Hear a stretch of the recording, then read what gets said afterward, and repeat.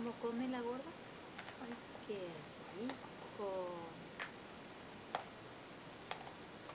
Ay, ay, no, la que no comía balanceado, mira vos. ¿Y por qué? El apetito. ¿Se le abrió el apetito a esa perrita? No, ¿saben por qué ahora come? Porque tiene miedo que ese que está ahí, ese, le coma la comida. Claro, No, vale, llámalo, bebé. vale, entra acá. Déjala comer en paz. ¿Ves? Así me gusta. El perrito le enseñó a comer balanceado. Muy bien, gorda.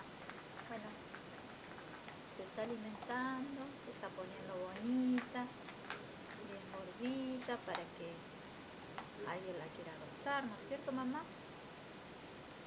Tan buena que es. Bueno, voy a cortar, la dejo comer tranquila, ¿sí? Por fin que te dejen comer. Tranquila. Chao, Mora. Salude, Mora. Ah, déjame comer.